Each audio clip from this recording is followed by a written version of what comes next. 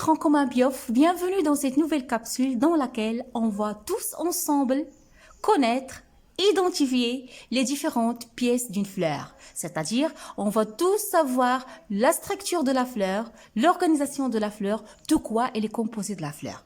Pour cela, pour identifier, mes chers élèves, les différentes pièces d'une fleur, on réalise ce que j'appelle une dissection.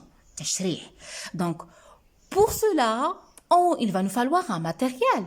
C'est-à-dire, il va nous falloir des ciseaux, des pinces fines, un bac, une planche à découper, une loupe binoculaire et une lame à rasoir. Donc, comme vous voyez sur la photo, voilà les étapes de la dissection, étape 2, étape 1, 2, 3 et 4. On sépare la fleur du pédoncule floral, puis afin d'observer la jonction des différentes pièces florales, on réalise une coupe longitudinale de la fleur et on sépare, comme vous voyez, l'élève est en train de séparer les différentes parties de la fleur, à savoir, comme vous voyez ici, elle a disséqué les pétales, elle a ici les étamines, et puis le pistil et une partie de pédoncule à l'aide du lame à rasoir, comme vous voyez ici. Donc, pour cela, comme vous voyez, voilà, il a travaillé sur une fleur d'hibiscus, la rose de Chine. Comme vous voyez, cette coupe, il montre les différentes parties de l'hibiscus. Et ça, ce sont les pétales, les sépales, pédoncules. Là aussi, ces petites flèches-là, ce sont les étamines. Donc, je vais vous montrer une autre photo qui est bien claire pour bien distinguer les différentes parties d'une fleur. Donc, ce que je peux, ou bien ce que vous devez retenir, mes chers élèves, que les composantes d'une fleur, on peut les séparer, on peut les subdiviser en deux parties. Les parties stériles et les parties fertiles. Les parties stériles, c'est le périanthe. De quoi elle est composée, le périanthe? Des pièces florales protectrices, c'est-à-dire des pièces florales qui protègent la fleur, à savoir le calice, à savoir la corolle. Le calice, c'est quoi? C'est l'ensemble des pièces externes du couleur verte, ce sont les sépales. Donc voilà, ça, ce sont les sépales. L'ensemble des sépales, c'est le calice. Ce sont des pièces protectrices du fleur. Et les pétales, qui sont de couleur rougeâtre ici, chez l'hibiscus, qu'on peut le trouver rose.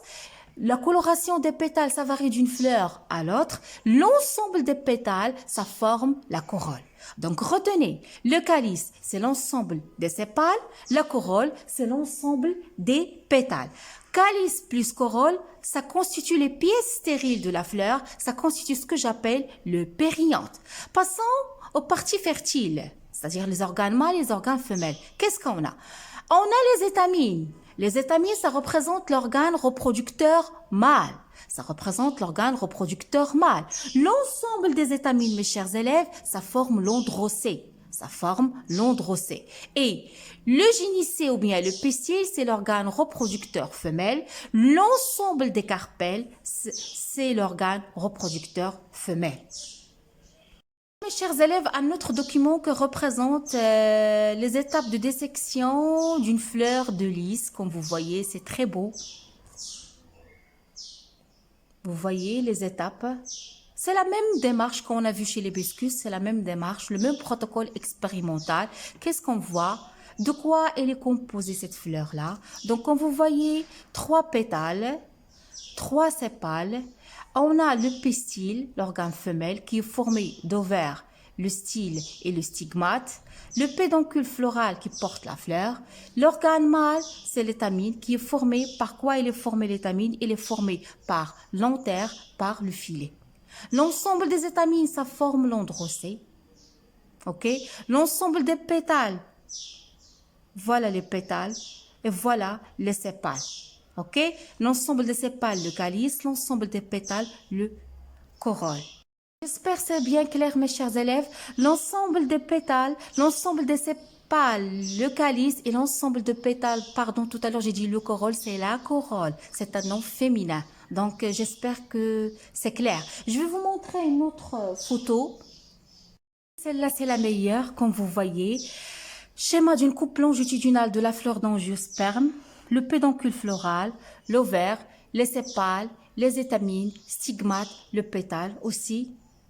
Elle est trop détaillée. Ça montre le pistil. Il est formé par le stigmate, c'est la partie renflée, le style, l'ovaire, dedans il y a des ovules, et l'organe femelle, c'est les tamines qui sont formées d'anthères et de filets, et les pièces protectrices, les sépales, puis ici ce sont les pétales. Donc comme conclusion, l'étude de la structure d'une fleur se fait par la réalisation d'une coupe longitudinale dont on distingue. Qu'est-ce qu'on peut distinguer? Qu'est-ce qu'on peut conclure? Il y en a au niveau de la fleur des organes protecteurs externes, que je vais nommer le périanthe, qui se constituent du calice, l'ensemble des sépales, je viens de le dire, et de la corolle, qui est l'ensemble des pétales. Donc le calice, c'est l'ensemble des sépales, et la corolle, c'est l'ensemble des pétales. Des organes reproducteurs qui se constituent de l'androcée. C'est quoi l'androcée? C'est l'ensemble des étamines et du gynécée au pistil qui comprend une ou plusieurs carpelles qui constituent l'organe femelle. Donc, j'espère, mes chers élèves, que à travers ces photos-là, à travers ces documents-là, vous avez pu distinguer, vous avez pu connaître l'organisation, la structure d'une fleur, la dissection du fleur, comment ça se passe et de quoi elle est composée, une fleur. Ma capsule touche à sa fin. Je vous donne rendez-vous à la prochaine. Abonnez-vous à ma chaîne. Laissez-moi beaucoup de commentaires. À bientôt.